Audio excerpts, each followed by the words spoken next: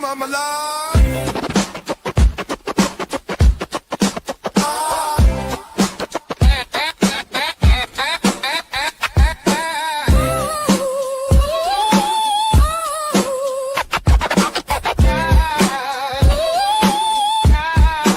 You should be ashamed.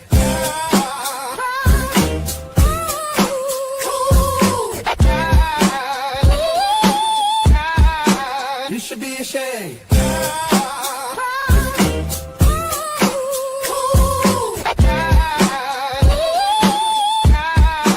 You should be ashamed.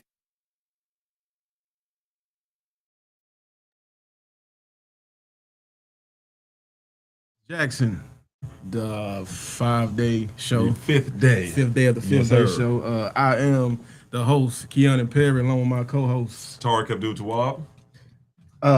And welcome back. You know, like always, we That's hope right. that you done one productive thing today. At least one. At least one. Cut And you, your hair. If Shave. you ain't done it, go and try to do it. That's right. It's not too late. Yeah.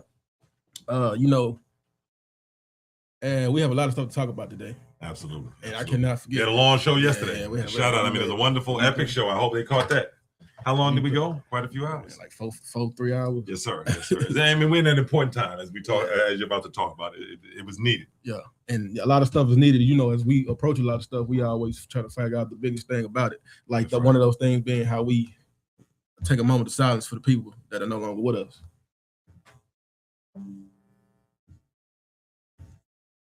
And whether it's how we catch it. As long as we catch it, that's what matters. And that's very important. We know so many of our loved ones go out. And sometimes that moment of silence is for something that happened years ago. You know that? That moment of silence to be for my mother. Moment of silence for all the she stuff I gone. did back then. Yeah. and that prompts us to do good things today. But you're right. But it's been that rain hit hard, so I hope everybody driving safe out there. It came quick and all of a sudden. That Mississippi weather so unexpected. That's man. right. That's And right. WWT, y'all don't help at all. Y'all tell us one thing and it be the next. Man, that's the best job in the world, boy. Let me tell you something. You just have to be there. I'm just playing. I know that. I learned, when you were young and you go on those trips and you find out about meteorology and you realize there's a lot more to it than you know. Then you also realize how much weather can be manipulated too. That's what meteorology trips did for me when I was young. I was like, hey, this is much more than just reading the script. But I said, you all also can move a lot of clouds and things around. And that was when I was young. It was a long time ago. Like you all can make it rain, and now you got folks that they got a lot of power. Oh my God! Boy, you said they can literally make it. Yeah, I mean the way they can control the manipulate, weather. absolutely. They can. I mean, it's a lot that can be done that we don't know about. But yeah, it was a good show yesterday. We're at a very. I always like to say this, but we're at a very crucial time. And every day we have new tidbits. And today's tidbit I'll start with is if you're out there and you're not leading this community with some type of integrity, if you're and I've talked about this. This isn't to jump on them. If you're our city council, our mayor, our politicians, they were in the city hall when Hennepin said the whole city has a culture of not paying bills, or if you're a pastor or an imam and you do nothing to change the community around you. What we ask is that you stop saying certain people's names, especially those that gave their life for this struggle. And this is side of the family, with respect to them. But this is, and here we're talking about someone like Medgar Evers, right? So some of you all need to just stop saying his name at all when there's celebrations. Stop talking about the streets. Stop talking about what he did. You need to shut your mouth and just stop saying his name. Because one thing that we cannot allow, and this is serious, there's nothing funny about this, is men and women that have given their life for the cause, right? For other Black people, just to push not for their own family, not to get their own child ahead, not to get their own wife ahead, but so that all of us could benefit collectively, right? Those people, we have to respect their memory as a person that they were fighting for, as someone that will benefit from the reason that they passed away. We have to stop allowing these people that are doing not even one iota.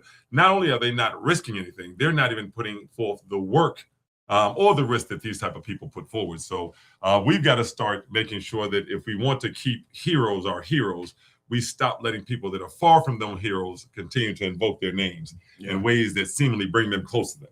Like to hear Vernon Hartley sit there and start invoking names of civil rights greats was disgusting. Because what it does to people watching, they may not be knowledgeable. They may not know how much of a small man he is compared to those people he's speaking about. Instead, they may think, oh, he's talking about them. He must move in their shadows. When in fact, in no way, shape, or form, he runs around with a Confederate sympathizer, Ashby Foote from Ward 1, trying to take over Jackson, right? That's his legacy. But when you see him making, and he's doing it right now, as black people, we shouldn't have ran around with a Confederate sympathizer trying to go with his plan, right? That's the time to be black. It's not a time to be black when we start losing. So I'm starting to show with that, but it's something I think that we all need to be very acute and very focused on, not allowing people to become black once they start losing. Man, 60-something years old, and now you want to become black, right? Now you want to, because you've lost parts of your ward, you didn't get things that you wanted to get with Foot when you all ran around. And then that's just one example. But now you want to come back into the fold, and now you want to be with us again. And they know it's the saddest part, but they know y'all will fall for it. I think that's the worst part about it because, I mean, citizens are really looking for an actual version of those people that y'all depict yourself as, but the perfect time to only be like the undertone of it, you know what I'm saying, to blind them. And y'all using it against people that really putting their time and their effort into believing what you're saying. That's right. You know what I'm saying? That's right. And that's real sad. And you got people, you gotta bring on the 4 horsemen, you know what I'm saying? You gotta bring on the people that really can be the watchdogs to these situations, because not everybody gonna understand them, because it's the majority of people always affected by it, right? That's right. And, you probably got like 3 people in the room to figure something out and just, like make it make sense. Make it make sense. And then you're absolutely correct. What you're talking about there is the fact that people rely on, like, let's just pause for one moment. And the big lead up again is to the water. And this is what we're going to go back into. But what brought us to this water, and I think what brought us to the point where we have a chance to stop something, is our collective approach from a make it make sense Jackson perspective from everyone around us, right? And collectively as a family. But you have to realize that with Mayor Horn and with folks like the city council and all of those that were set to benefit, right? Downtown, everybody, what a lot of them depended on, and I think this is what the fickle and uneducated comment reference was, the folks in Jackson not understanding who was throwing the rock and hiding their hand. That's so there's nothing, if anything, it's the love of people that hurts us sometimes, right? The belief, the trustability that we have in our leaders and our peers and those people, because you grew up in Jackson, looking at Mayor Horn growing up or from a certain age living in Jackson, right? Looking at Wingate for a certain period living in these areas, right? Looking at Stokes growing up in Georgia. So there's a certain part of that's not an ignorance. It's not a slowness. That's a love and a thinking, an expectation that love's being responded to or being reciprocated. Yeah. So you're from where Stokes is from. So for years, you really believed, he's got to be doing something for me. You're from where Hardy's from. He's got all his family there. He's got to be doing something for me. He's a military man, hands to the side. See, these things are the things that hurt us, right? Wingate is from these areas. There must be something in him that's waiting until just the right moment. And then he's going to rule for us, right? In a way that legally he can. That's what a lot of people are waiting for, and that's what they relied on this time around. They relied on you waiting until it was too late, until the water. Let's back up. Until the airport had already been taken over. The land had been given away. The water had been given away. The Water Authority was here. Downtown Jackson Partners had risen. The suburban upper middle class of Jackson had risen up. Rebelwood, Blossom, all of these places. Remember when we first got into it, they were trying to shut down apartment after apartment after apartment. And they were doing it very quietly. The whole headline was, people don't pay their bill, folks are getting cut off. We jumped into it with you, with the community. And together, we started going from apartment to apartment, highlighting it. Remember, we highlighted Tracewood. They were about to do the same thing to Tracewood, which is Tracewood right over there on Old King. Yeah. Yes, which ironically holds a lot of rights to that land that the Jackson Country Club uses, right? And immediately we went public right in front of their film, and all of a sudden, Jackson Country Club, Tracewood and Jackson Water came to a very quick agreement. At that time, we just thought it was a coincidence. But continuously as an audience, we continue to go out there, put the camera on it. You continue to sit up there and forward the stuff, and then they would pull the stuff back over and over again. But what was their goal? Blossom was the first one. Blame it on the black man. Take Blossom down. Not saying he wasn't guilty in ways, but don't tell anything about the other slumlords running Jackson. Put it all on this one black person that owns one place, right? And then from there, shut down all these different apartments so we can bring in the good people to take over Jackson now that Horn's here. You push back with us. That's what stopped it. Nobody was supposed to notice this. When John Horn said to you all, this is the best deal possible, you weren't supposed to ever question that. You know what the narrative was supposed to be? It was supposed to be the evil GOP tricked John Horn. And then you were supposed to get mad at the GOP only, even though you should have stayed mad at them. So I don't understand what type of person here gets mad at the GOP, all the stuff they do to us, right? You should stay mad at them no matter who you like as mayor, right? But you were then supposed to turn all your ire against the GOP and put John Horn on your shoulders. Yeah. And I think his acting background made him believe this was going to happen. like an emperor. We were going to carry him around and say, "Fight back, John, Dr. John King, the new Martin Luther King." And I promise you. And then Hartley said, "I'm going to step right in there with him. After we've trashed this, I'm going to step up and I'm going to be Marcus Garvey. And I'm going to tell you about how we need new opportunities and how they've done us wrong. And I'm not going to speak anything about how I went around with Foote and tried to get opportunity for certain parts of Jackson and told them not to listen to the other black councilmen. I'm not going to talk about that. I'm going to become something totally different." And then Stokes saw what's all happening. I can't offer any real solution to the problems in my ward. Everyone knows that the jig is up now. They're videotaping me laughing about people being raped and not getting medical care. They're videotaping me sitting on cars and having a personal gripe and then telling the police to the rules. They're videotaping me do these things, right? Laughing at constituents. So now I've got to become relevant again. I can't say throw rocks at everybody because I'm the one that actually asked Capitol to come in here. So I can't pretend that, oh, those smart guys don't make it make sense, so call that out. Well, you're the one that asked them to come in. So what can I do? What can I do so I'm relevant? I'll start changing some names on some streets. That pisses people off. And then they won't focus on the fact that I didn't know anything about the deadline for the water, and I don't check my email. So even if someone sent me a heads up, I wouldn't have known because I don't check my email. I'm gonna make a couple outbursts in the city council to get a lot of people riled up. My daughter does it all the time. I know this behavior. My 5-year-old is good on this. I see her eyes darting around. She realized I caught her. Next thing you know, she kicking something. She ready to fight. No, ma'am. No, we're going to talk about what you did at school today. Same thing, Stokes. We're going to treat you the same way. No, sir. Let's back up. We're talking about what you did all that time you was rolling for waste management. All that time you was sticking your tongue out at the previous administration and just voting for the sake of voting no. All them times you abstained and made sure you weren't there. All those times you got in there and made stupid ordinances like if you are related to someone that ever got convicted of dealing dope, you can't work for the city.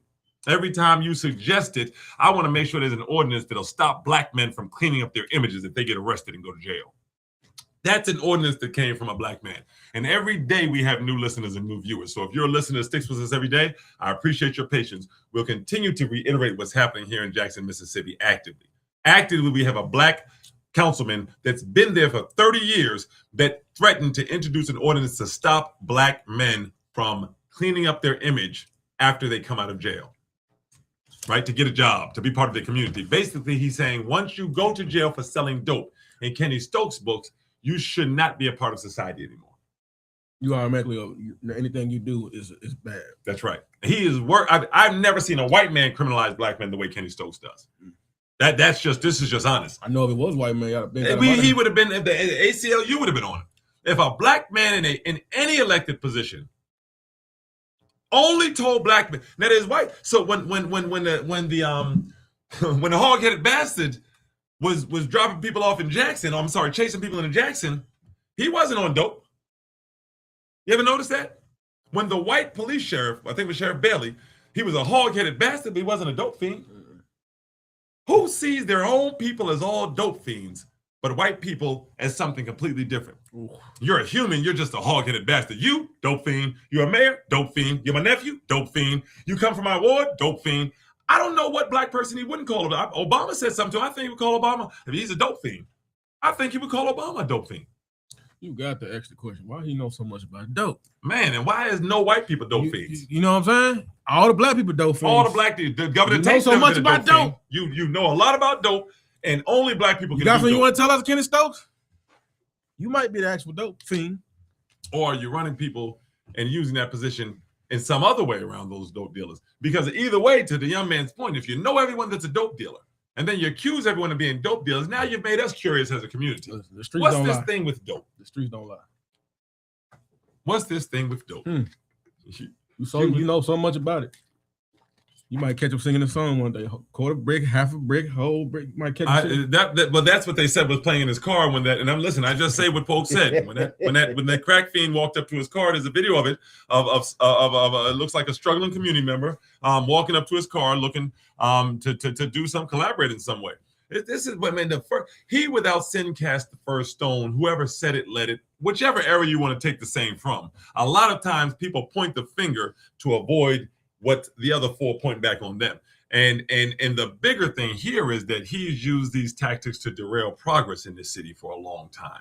And that's the most hurtful part, that these things that you hear him saying and doing, he was doing this while we were at one of our most debilitating moments with the trash, and our trash wasn't getting picked up.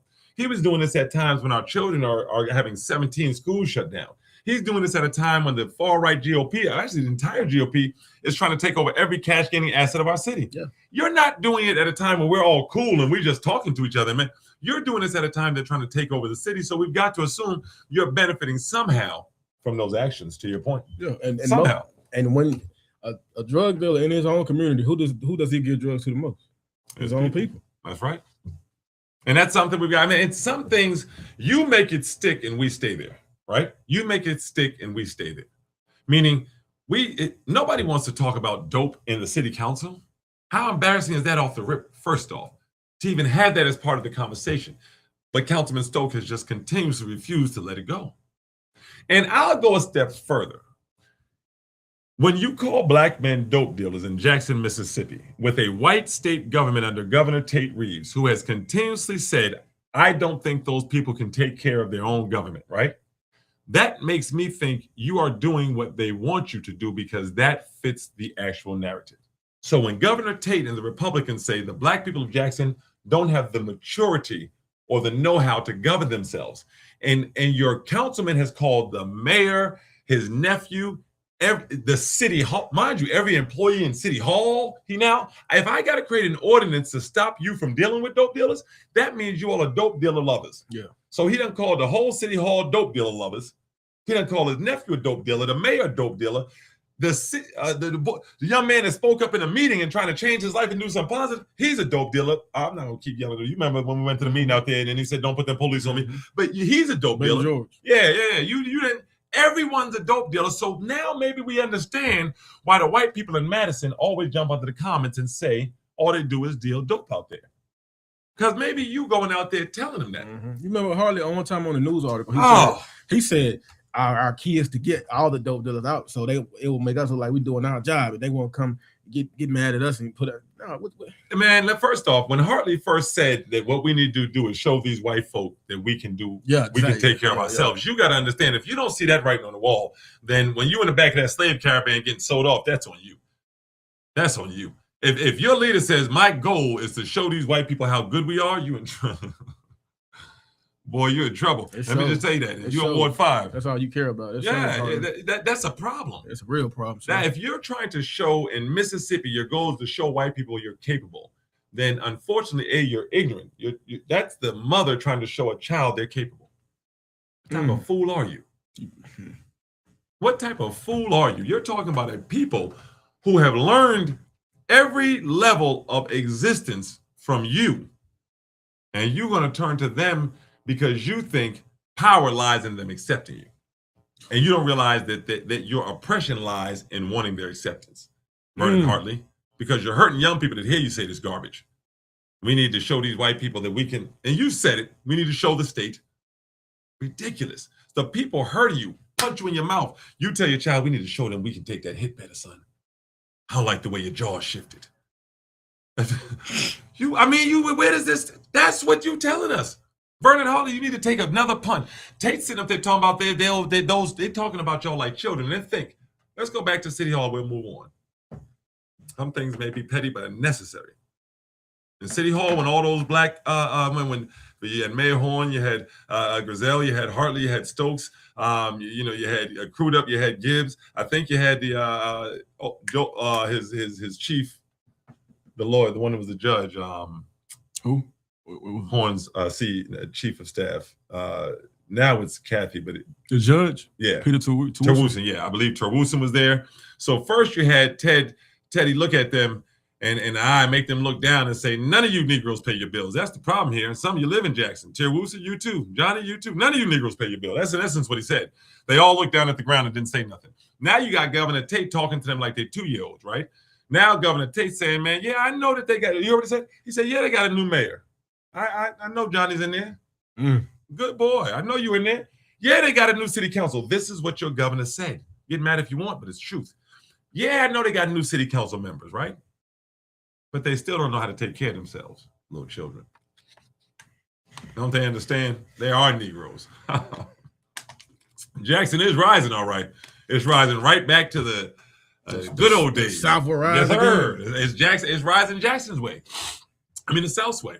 That's the way it's rising. Don't forget, Horn and them tried to get Terwoost and Horn and them tried to get the golf course, $250,000 for the golf course. They said we're gonna give $13 million to LaFleur's Bluff. We'll have another $5 million to the Children's Museum, which is like giving it to LaFleur's Bluff. And what did y'all want again? You wanted $250,000 for tricking your people? Negro, no. You don't get that. No go for you. Took $250,000 from the golf course. You want some cameras to make sure them other Negroes don't find out what you did and come hurt you? You know what? No. Because you're not used to us anymore. We got the city. No cameras either. We actually want them to come get you. Because you're going to want too much from us now. And we don't need you anymore. So they lost a little bit they were selling us out for the legislative session monies. And John Horn went around telling people we got $27 million for the people. No, you didn't. You got $18 million for LaFleur's Bluff. They loving it. And listen, drive down Old Canton. They putting, I said this. I ain't going to put you out there, dear. But someone in my family said I was wrong. But that park, what's that park? Is that Parham Bridges? On Old Canton. Parham Bridges. I said they're going to steal that park, right? I said they're going to take that park. The person I'm talking about was like, they're not going to take the park. It's a public park. That's their tennis club. I said, but you can enter the public park from two ways, right? Yeah. And I said, there's one way they just put up a gate. So first they put up a gate, like just because you put the park's name on it, you private people paid for it, LaFleur's, but you blocking a park, a public park. So you blocked one entrance. Maybe they own that entrance. That's fine. Then they put up a green fence so you can't look at them when you're driving by now. This is LaFleur's Bluff Tennis. We don't need you regular Negroes looking at us. I know Mayor Lumumba let you live near us, but this ain't gonna continue in the Horn. That's why we voted for him like this. That's why you think we came out as Republicans and voted Democrat. Because this right here on Oak Canton, right there at Parham Bridges, right across from Jackson Academy, we wanted to create another red line of gentrification. So the first thing we do is create something where they don't have to see you, regular black person that shouldn't be there anyways.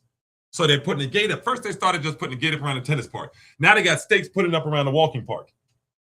I thought the walking park was public. Who are you to block off the public? Actually, my wife's walking that park. Take that fence down at night. You know what I mean? I want people driving by to be able to see in there. Yeah. So what are you putting up a fence at a public walking park for? You know what's amazing, LaFleur's Bluff? Y'all are garbage. You all are hard. And if you support LaFleur's Bluff or you live there, y'all aren't worth anything. And I mean, when you talk about like human rights, and we travel, we tell people LaFleur's Bluff how you all made sure you didn't fix that little park right there, right across from Jackson Academy, because some black children could come play there. Where Jackson Academy makes all of their people park. Do y'all know that? It's like they're in slave days. So a lot of the black help that comes work at Jackson Academy, they can't even go park on the premise. They've got to park in the parking lot right there to this park. But let's get back to the point. LaFleur's Bluff can build fences around everything so you can't see them. But that park was right there. You saw kids playing. My daughter, I used to have to watch her when she came down the slide because the slides are all broken. The floor is broken. We're not talking about who's responsible for the park. Because some of you uppity Negroes love to talk about that's not their responsibility. So we're talking about this goodness of you because you're getting $18 million of our tax dollars, LaFleur's Bluff. Let's pause for a second. So we're not begging for nothing. 18 million. You're getting 18 million of Jackson's tax money that Mayor Horn said we got. Yeah, 90% of our revenue. Yeah, so we can talk about what you did with your money. So that little park over there, you know the one's LaFleur, right? The one y'all just put a new roof on and bragged about online while you still left the park decrepit for black children? You couldn't have went ahead and fixed that park too, could you? Yeah. You didn't think we were going to talk about that. You couldn't. They fixed their roof on a utility shed in the park.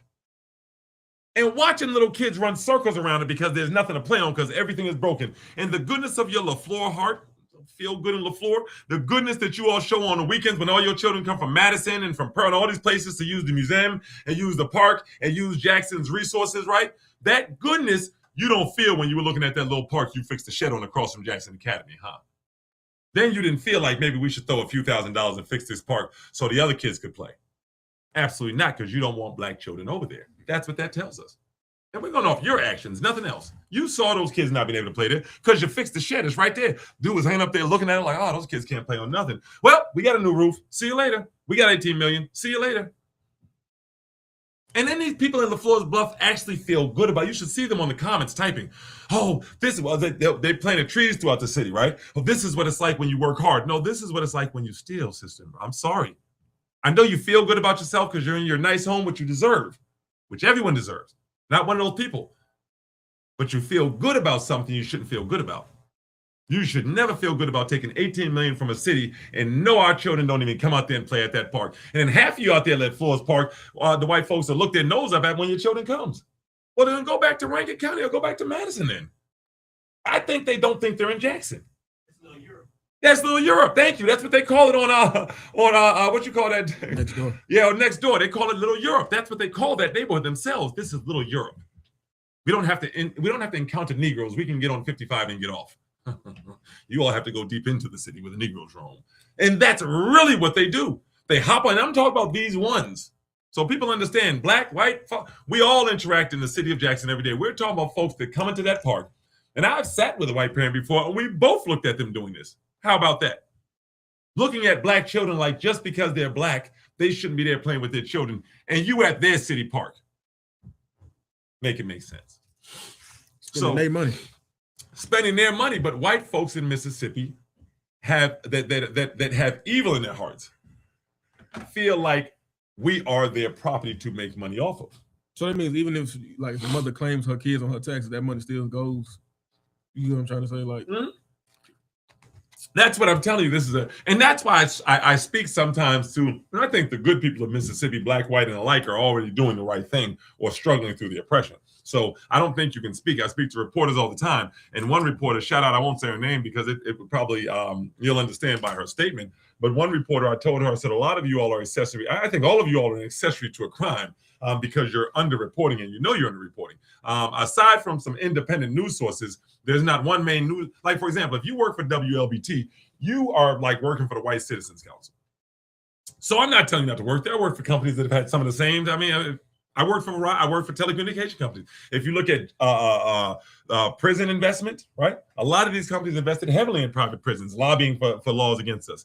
But if you're doing that and you're not doing anything to put back into your community, that's where that problem comes in. Does that make sense? Yeah, it does. But I'm trying to recap. One more time. What did you say? Which part? The last part. JP, you know how easy that is. Yeah. Hold on. Can we jump into our next part? No, I was talking about LaFleur's bluff. Take me back. I was talking about the parents that are looking as if folks shouldn't be there. The fact that they come in, get on and get off, and get out of Jackson and utilize all of our resources, but it was going somewhere else. Well, I was talking about the taxes. That's right. You were asking whether or not did it matter if they claim taxes on their kids, and does the money still go to LaFleur's bluff, even if they did claim their kids on their taxes? Which money are you talking about now? Money. Oh no, that money's going to LaFleur. The 18 million? Yeah. Oh no, that's going. That's what that money's going to. It's done. That's written toward. I think that's what they call Christmas tree money, where the state will be left over with a few $100 million at least, and then they start handing that out to the people that have been good boys and girls. Yeah. And John Horn, Jackson still has a lawsuit, and so you understand this. John Horn gave Tate everything except dropping the lawsuit, and Tate smacked his hand. Yes. The airport lawsuit. The ARPA lawsuit starts next month. That's right. And but man, you know what? Good point. The ARPA lawsuit still, because he said lawsuit. So the ARPA lawsuit and that's starting next month. Let's hope it still starts. It better. And the airport lawsuit. And I know Tate had highlighted the airport lawsuit, but he did say lawsuits. He basically said, "How can you have lawsuits pending against your daddy and you think that I'm gonna give you something to eat?" That's basically what he said. And I go look at that article. He basically was like, I mean, come on, man. So who filed the lawsuit? John. The city of Jackson, I believe. Jackson, yeah. Yeah. And now we've got a new part of that lawsuit that I believe, this is Tarek Abdul-Tawwab, I'm saying this make it make sense. We've got to have somebody looking. I haven't heard back from Tougaloo's political science department yet. I think I may. I'm being facetious. I haven't heard back from JSU, Valley State, or Alcorn, but we're waiting. I got my inbox. Make it make sense. jxn@gmail.com. But we're trying to find out who from these departments is looking into the fact that the ARPA money that was being used for that $2.9 million for the tiny houses, federal money appropriated or earmarked for something, and it's usually illegal to use it for anything else. So we watch money that was earmarked for housing now be changed and be put into Clutch, study agency. And I know that's not when the consulting agency. Thank you. Right. And I never, and that could be, again, we're not accusing anyone of everything, but we got enough information to say generally funds in the millions earmarked for housing cannot be then redirected to a funding agency without taking it back to the federal level and re-earmarking it. And that happened too quickly for that to have happened. So I think we need to add that on there. OK, so we're going to take a small commercial break, KP. When we come back, what we want to talk about? Water Authority. H2O. We'll be right back with you, Jackson. Make it make sense. The Mississippi Link is an African American female-owned newspaper with a trusted voice. newspaper with a trusted voice that the Mississippi Link is an African-American female-owned newspaper with a trusted voice that is highly respected throughout the city, state, and nation. Is a Our diversified motto, firm keepers specializing of the in recycled knowledge for people who aggregates and speak the truth since 1993. Significantly Socrates influences Garrett, the ENT.com thoughts, attitudes, is a and diversified buying firm specializing decisions in and recycled aggregates and African-American crush female-owned concrete. newspaper with a trusted voice that is highly respected throughout the city, your advertising needs. If you would like to receive a newspaper in the mail each week, of the knowledge annual subscription is only $52 per year. That is only $1 per week for you to stay informed that is highly respected throughout that you can only get in the Mississippi Link. Our motto, sign up today at MississippiLink.com and click on Home Delivery. Significantly influences the thoughts, attitudes, and buying decisions of its readers. Call us at 601-368-8481 for your advertising needs. If you would like to receive a newspaper in the mail each week, our annual subscription is only $52 per year. That is only $1 per week for you to stay informed regarding many stories that you can only get in the Mississippi Link. Sign up today at themississippiLink.com and click on Home Delivery. Socrates Garrett, ENT.com is a diversified firm specializing in recycled aggregates and crushed concrete. Socrates Garrett, ENT.com is a diversified firm specializing in recycled aggregates and crushed concrete. Socrates Garrett, ENT.com's recycled materials provide the construction industry with significant economic and environmental benefits by recycling clean concrete rubble into The Mississippi Link is an African-American female specializing in recycled aggregates. Firm specializing in recycled aggregates and crushed concrete. Socrates Garrett, ENT.com's recycled materials provide concrete. Socrates Garrett, ENT.com's recycled materials provide the construction industry with significant economic and environmental benefits by recycling clean concrete rubble into M.Dot grade rock materials. Recycled aggregates and crushed concrete can be applied to driveways, road construction, bank protection, parking lots, general bulk fills, and more. By using Socrates Garrett, ENT.com's crushed concrete products, anyone from Back to Make It Make Sense. I am the host at The Break, and this is my co-host, Deanna Perry. Yes, and we're right back with you at Make It Make Sense, Jackson. Just a quick pullback or refresher. If you missed yesterday, make sure you go back to We Believe Digital, jump on yesterday's show, or jump on Make It Make Sense, Jackson, JXN. We've got it streaming there as well. Yesterday's show was one for the ages. We really walked us to the point, and we started the show off with this, of understanding that in Jackson, Mississippi, when Mayor Horn took office and the GOP started to push, or the Republicans started to push for the water takeover, they did not think anything like Make It Make Sense, Jackson, our audience coming together would ever happen. That's one thing we have to say. They did not, the city council, the water authority, all of the folks in the water authority set to gain off of us, set to make money. Folks bringing data centers in that are going to make money off it. None of those people thought that you as a city would ever hold people accountable for what they could do. And I'm going to say this before we launch into it, and city council itself never thought that you would be able to understand their powers. I'm going to say that again. City council did not think that you had the power to begin to understand their power or the intelligence. So let's just give a quick example, and then we're going to jump around. They never thought you'd be able to reach out to them and say, you should know how to do A, B, or C. Thought you'd reach out to them and say no to the lease to the water authority. We don't want to hear none of that other talk about how this looks. Don't try to convince us. Just say no to that water authority lease. They definitely never thought you would say, just say no to the water authority lease, or I won't vote you back in next time. These are all steps that you've got to give yourself a huge round of applause on, because a lot of time that cup looks half empty and that cup is half full. Surely with difficulty comes relief. And with the difficulty that we've been looking at, a lot of relief has come, but we've got to pause and recognize it. Every time we fill up City Hall, we've got to recognize it. Every time you see WLBT come out in an article and admit that the city council can say no to the lease and derail this whole thing, you know that you have been working. WLBT only talks about shootings. So we're going to get deeper into that. But one thing that we're going to touch on quickly, we were talking about, our producer and I were talking about redlining, right? When we talk about gentrification, because a lot of you all are so, and a lot of people comment but don't actually watch the show. Well, some people do. A lot of you all are watching. But a lot of folks, when we talk about gentrification in this city, a lot of you folks are getting caught up in other issues that are happening and you're missing the gentrification, but you're very familiar with redlining, right? And redlining, if you all understand, is essentially at a time when African Americans were not allowed to live in certain areas. Yeah. Once we were allowed to live in areas, imaginary, so there weren't nothing imaginary about them, but lines were drawn that we weren't told about that stopped us from moving into certain areas, essentially keeping Black people. So possibly the area when it got redlined and it was majority Black, it would be underfunded, it would be undermined. That's right. Decreased home ownership, lack of investment, proliferation of predatory lending. You'll probably think that's what's happening here. Yeah. That's what used to be the key aspects of redlining, right? It was developed by the Homeowners Loan Corporation in the 1930s, and it basically categorized neighborhoods based on racial makeup rather than credit worthiness. So it meant that if you were a Black person with a 700 credit score, you were going to live in the same neighborhood with a Black person with a 300 credit score. You didn't have the ability to move because of your credit score, because of your accomplishments, right? And that's the same thing.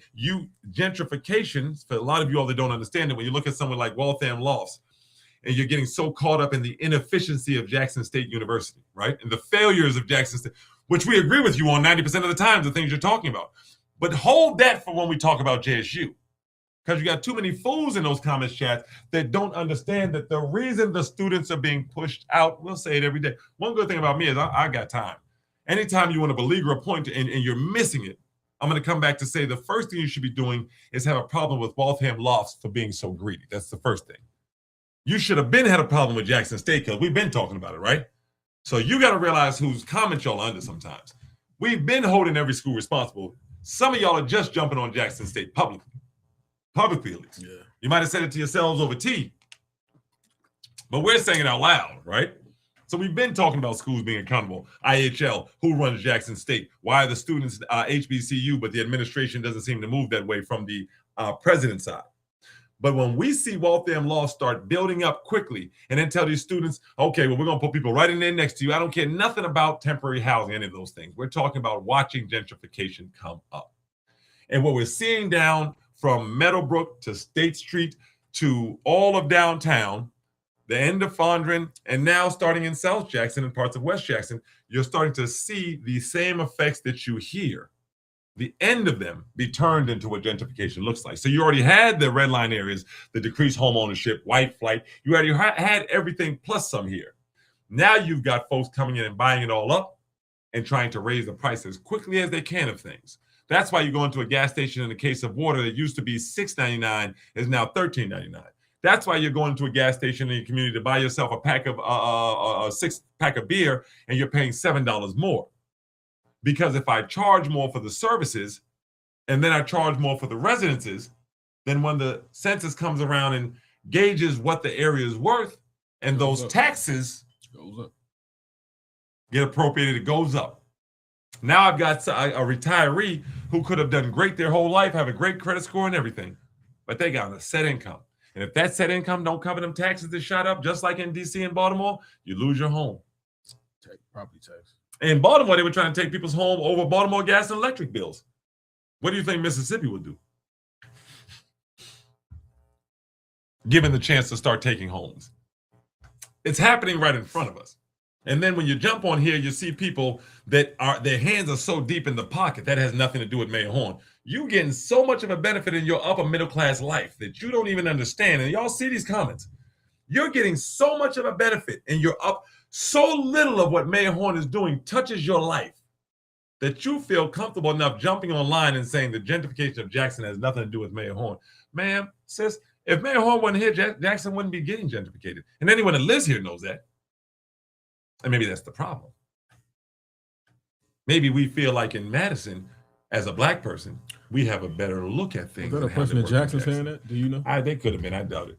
I never want to say for sure. I'm almost positive looking at the product. I doubt it, and I never would share. I never want the folks to know, and that's why I talk vaguely about folks. We don't ever want folks to be in trouble. Now, we just want you to know we're talking to you. You know, all of you all that jump on there and say this wasn't Mayor Horn's fault. You're the type. You're either making money or you're either getting some of the benefits. Yep. or God bless child support, you're a fool. And I've been a fool before. I've led with that, haven't I? I always say to make sure I'm not being insulted. What was that one comment? The person was why y'all worried about gentrification? We should be worried about the city being took over. It was something like that. Yeah, someone said, why are you worried about gentrification? We should be worried about gentrification. We got a lot of our folks that are overeducated that don't understand that. So you need one less degree. How about that? Send your degrees because you're killing us, brother. So why are you worried about gentrification? I mean, look around you. Everything's run down. But sir, you just described gentrification. What school do you go to again? He logged off. That green went away. What school are you at? I'm asking for a friend because I'm sure about to find out who's teaching there, and I'm gonna send one of my young men there. You can do it. Please. I promise you can do it. That was a Yeah, and then you had him doubling down on it. One person said gentrification is what I need. Investments in places in Jackson is better than. I'm like, yeah, you clearly aren't in Jackson. And you had someone that reached out from the DC that was talking about it like they weren't in one of the most gentrified places that exist. Yeah. Sir, that's like somebody reaching out to you that just got knocked out, trying to tell you how to box. I got people about, I love you all, but that's not the place is going to gentrification. No. Hey, he reached out. Well, let me tell you, in Baltimore, we do what? Sure. You sit there, let them do what they do, and we try to do what we can do about it. Right? And that's not a knock to my soldiers they're fighting, but they know the real. If you really in DC fighting for taxation against taxation without representation, you know that they got a mayor up there wasn't even acting black at a certain point. Yeah, I mean, DC, the North will have problems. You got enough problems being a minority, but then when you start talking about the Mayor Horns of the North, the plantation Democrats, the Eric Adams, it makes it even worse because now it's a small number of you, and then you get a plantation Democrat mayor in there like we've got down here in Jackson, then you've got a real problem. And when I say plantation Democrat, that's a term. We repeat it often and make sure you know we're not pointing fingers. That's for Democrats, especially damning or hurtful when it's a black Democrat that continues to make policies, collaborations, and decisions that align with the far-right GOP Republican Party. Even Democrats would consider that, whether you're white, black, or yellow, that's a plantation Democrat. And Mayor John Horn is a plantation Democrat at best. At worst, that's whiteface in a black, whatever you call it, white supremacy and blackface. And as you go down the line, some of our brothers and sisters are not as egregious as that. I'm not going to necessarily say that you're this. You may be dancing around. You may be holding up signs telling people to let us take our water. That's bad in itself. You may be a weak politician like Gibbs standing up in the middle of City Hall saying, well, I didn't vote against it. There were some parts I liked. None of it. We want our water back. But that's all different than Mayor Horn. He said with some parts you liked. I mean, maybe he did say that. No, I thought he did. No, he said that, and I thought he did. And he said, I didn't vote for it. I mean, I didn't vote against it because too many people voted for it. Yeah. Get your weird ass out. Yeah, that's weird. That's fuck is you talking about? That's very weird, And let me tell you something. Listen, I'm Tupac Amaru Shakur. Listen, if you get bothered at the way certain things are said, I'm sorry. You should be much more bothered than it's happening. Man, he be scissoring, bro. How the hell you say? Yeah, you should be much more bothered than it's happening, right? You should be. And that's what I really mean, because you have to understand that when we say plantation democracy, I've had 14 young black teens, well, they're not all teens now, that have worked at one time or another, had someone work for Downtown Jackson Partners, and talk about extreme racism in the way they're being managed, and the way they're being treated, and the way they're being pushed to the back, and Jeff Good being pointed out specifically by at least 7 of them. Right? And these are the people that you do business with. This is plantation democracy. Plantation Democrat has given Jeff Good credit for or Downtown Jackson Partners credit for a festival. And then Dr. Ebony Lumumba, a professor at Jackson State University, a jewel from Jackson, not mentioning her name once, even though she was a managing partner in it or a project manager of it. And to go even worse is to watch Jackson State University, the rest of them say nothing. But when they're in person, I see them walking up to her. Hey, Dr. Lumumba, they love her. I see it. But they was quiet as a church mouse when that festival happened, and they yanked her name and they say nothing about her name. Mm-hmm. Now, one of them with no power said anything. Mm-hmm. That's the beauty of making make sense, Jackson. We put you all on the stage and let you strut. If you got clothes on, we all get to see it. If you don't, then you get to see you shaking naked. And the whole JSU facility, when it came to that festival that Dr. Lumumba was a part of, and they yanked her horn and them yanked her name out of, that whole JSU facility shook their booty naked across that stage that time. Didn't do a thing. Just like them 99 black men shook their booty across the stage when Chief Willie Horn had his accomplishments robbed from him by local 1807 and John Horn saying they did the things he did. a man of 30, 40 years of putting in work, a pride to 100 black men. Took credit. And they sat there quietly and didn't say something. They shook their butts across the stage and showed their nakedness. And moved, what's the dude that moved him up 4 ranks? Then moved, yeah, and then local, he supported Local 1807. Then they moved the captain up 4 ranks after your chief said this will cause your city to be dangerous. That means the other 99 don't even care about y'all. They don't. When it's about Let me check for some cease and desist. None yet. 1 year. None yet. Not one. 12 months we've been on air. Not one. I'm in the email box. Not one cease and desist. Stokes didn't even write one up on a napkin and send it. You know he do graffiti signs. He ain't gonna go print out no paper. He didn't even write up a homemade Suge Knight one. You is not going to talk to me, you hog-headed bastard, and send it. He didn't even do that. Not one. Nobody's even approached me and asked me not to say something. It's quite the opposite. You all approach me and say, don't stop, brother. When I'm at my lowest, feeling like, man, this is crazy. I can't believe they keep doing it. Someone approaches me in the store and say, man, keep doing what you're doing, man. Tell that young man, y'all keep it up. 1 in the morning, I'll be somewhere. Hey, man, I recognize that voice. Keep going. And that's what keeps us going a lot of times. I want him to get it more because he doesn't go out as much as I do. I have so many channels all over the place.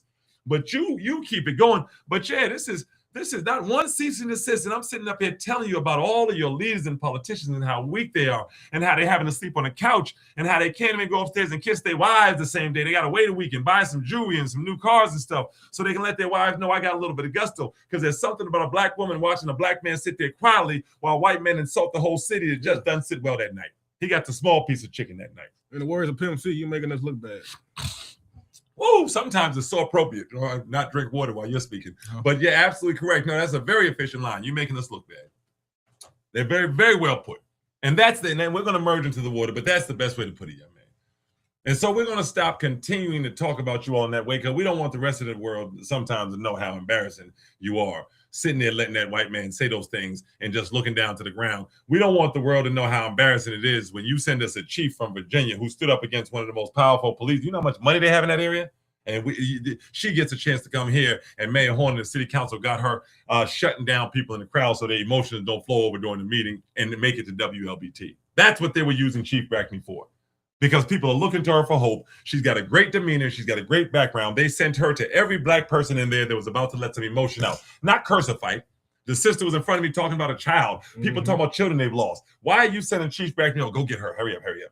She's about, and of course, Chief Brackney probably believe she's about to fight somebody. That's what they're telling her. Now, this woman about to tell you about her son and the fight she went through to get justice for her son who got murdered. But they sent you to talk to her. Now she's sitting up there smiling, talking to you. And guess who doesn't hear it? The rest of us. Guess what it doesn't go on? The minutes. Guess where it doesn't go? Into record. That's called Novocaine. That's what Malcolm said. They send your leaders to make you suffer peacefully. So that sister that was in the room, go look at my video. Chief Brackney arm around her, that sister was suffering peacefully. She was still suffering, but couldn't nobody hear her no more. So none of us know what she was mad about.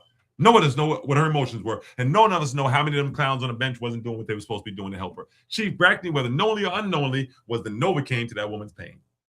Because she quieted it down, and then she went to the next person, and then quieted all that pain down. Let's keep this nice and white. Your pain inside, and only the rules outside. That's what happened in Jackson City that day. Now, the flip side of that was we showed up and we showed out. So you could do that to 3, but when you got the whole room filled, guess what? That didn't stop the movement, did it?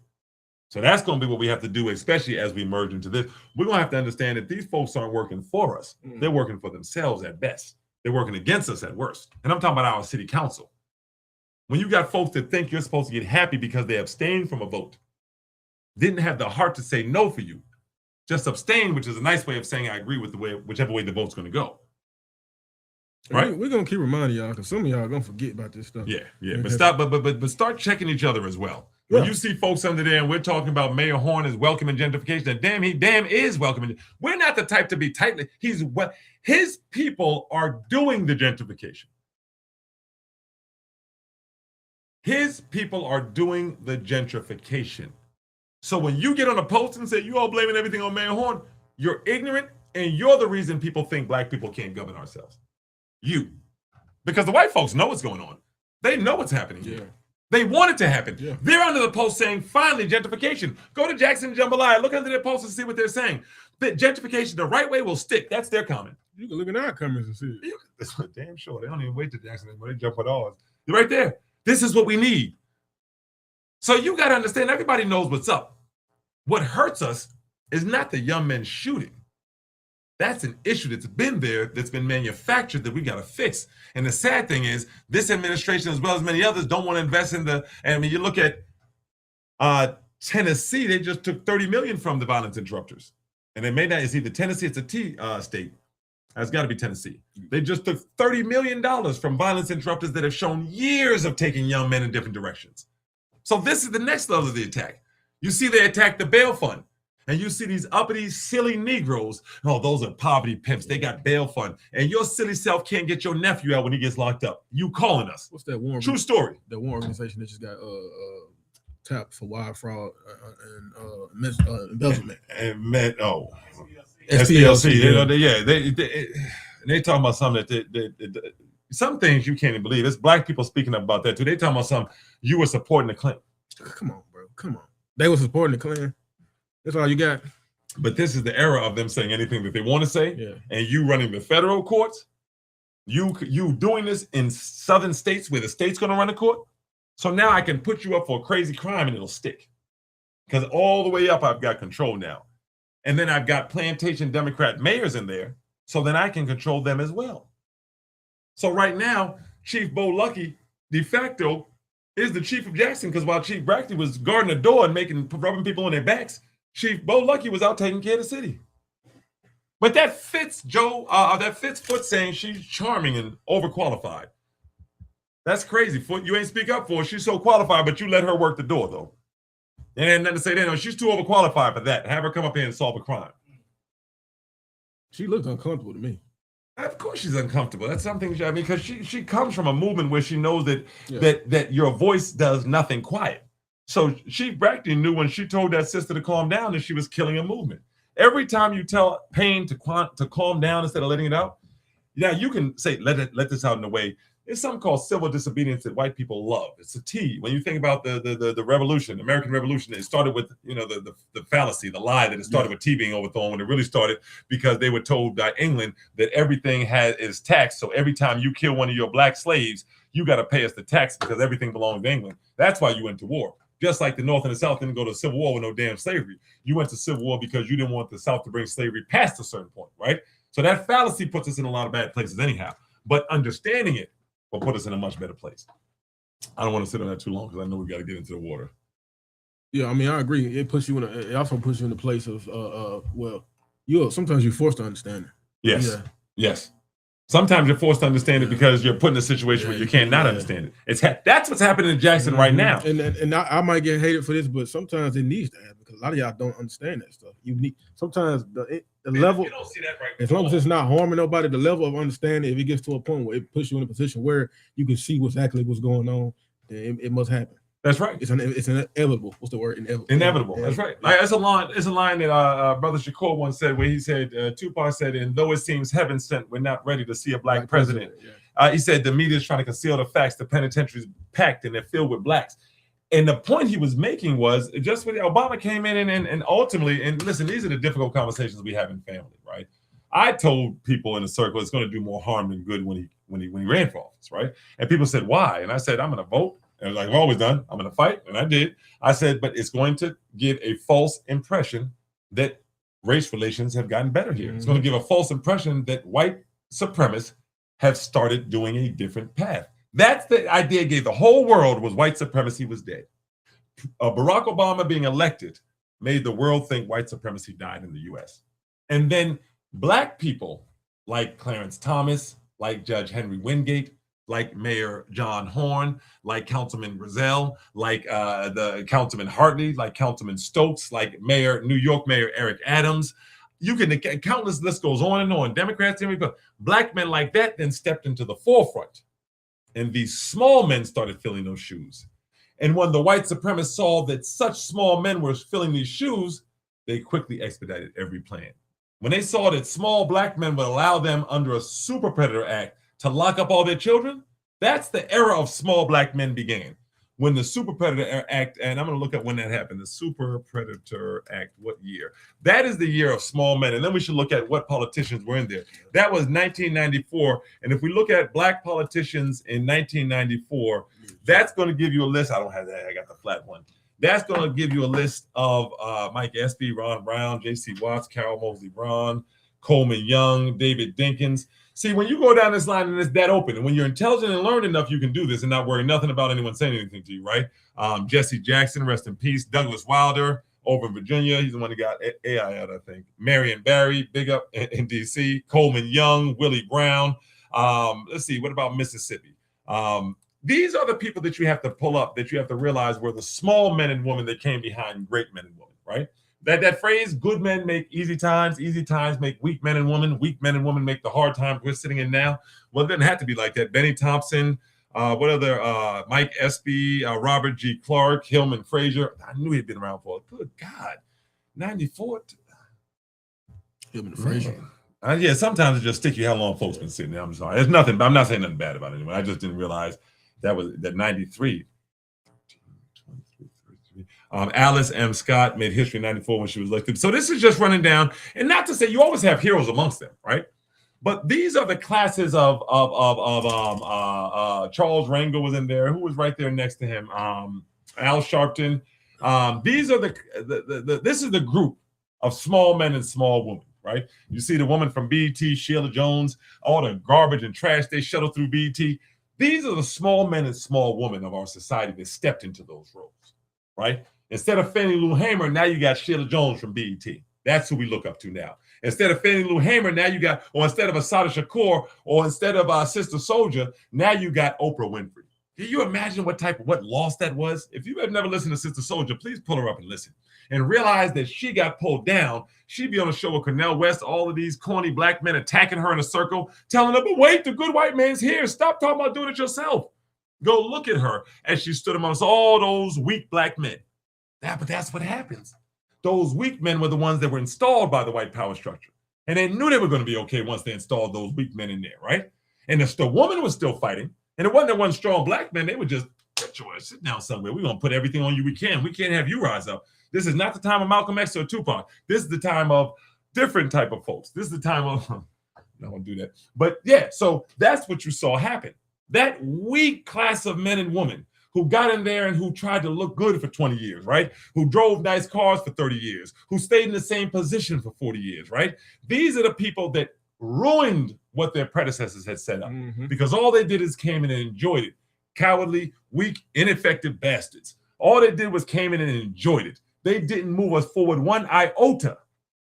That's why when it comes Black History Month, all they talk about, my mother, sometimes I hear, I apologize for calling you all bastards. Sometimes, even though my mother passed away, I still hear little messages from her where she'd be like, you didn't have to do that. So I'll apologize for that. But weak, ineffective leaders, right? And now when Black History Month comes up, all they can talk to you about is Dr. King or President Obama. Because they've been playing them other 40 years. All them ones I just mentioned. They've been playing for 40 years with your future. Then they got the nerve, and this is the most, you all should have stopped this and I wouldn't have kept doing this. Then they got the nerve to turn around and tell you the problem is you don't vote. You've been in office for 40 years and the problem is I don't vote, huh? Oh man. Vote for who? Vote So for this is what they're saying. This is how they black it. They take truth and they use it to block their inefficiency. Yeah. So the truth is low voter turnout does cause a huge problem from a local to a state level, us not putting people in all these positions that look out for us. But what that got to do with you not doing your job for 40 years? That's like the fry man telling you, when you come back and say, man, listen, man, there ain't been no fries all day. And he said, well, the drive-through person, is she cussing at people? What that got to do with the fries, though? But she's cussing at him. But what does that have? That's what they do. That's what your politicians do. You ask them what's going on with your French fries, and they tell you about the drive-through. What have you done in 40 years? You all don't vote. What am I supposed to do? I need help. That's what they start to. You need help to do what? That's ask them next time. Every time that you need help to do what? Tell me what you were doing and you ran into a problem. Well, I wanted to stand for my people. Tell me how you were standing and when it became a problem. Well, I stood up in the morning and then what you do? Well, no one was voting. No, tell me what you did in your position. There you go. They'll get on there and tell you, I went to University of Mississippi. I went to Ole Miss. I was the only Black person there. Vote for me. What the hell? That means you knew how to get punked and get, what the hell did that got to do with you standing up for me in Mississippi? Because you went to Ole Miss and you was the only Black person there and you ain't tell us nothing about what they were doing wrong in them 4 years.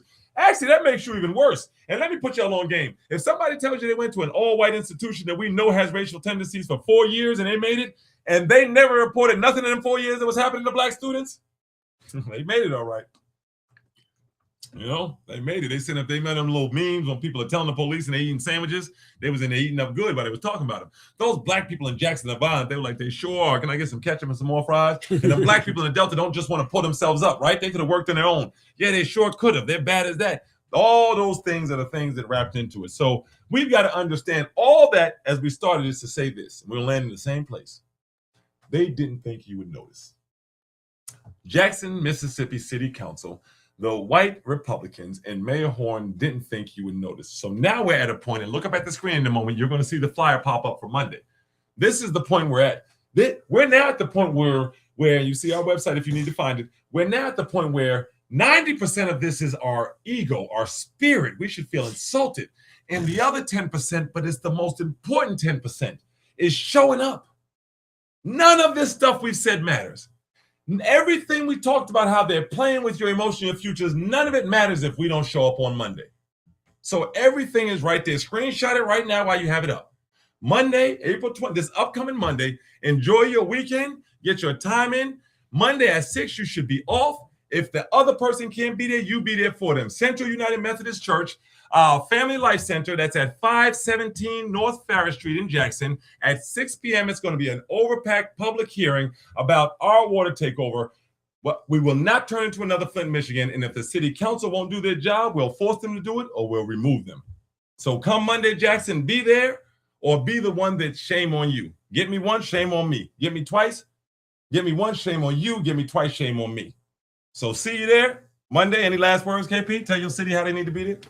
Don't meet me there, feed me there. I know that's right. Don't meet me there, beat me there. You see that sweat? This is real, brother. We love you all that much. Through every obstacle, through everyone pushing back, we're going to continue to fight and be there for you, Jackson. We'll see you Monday, 90.1, 4:30. Until then, continue to make it make sense, Jackson. We love you and we out.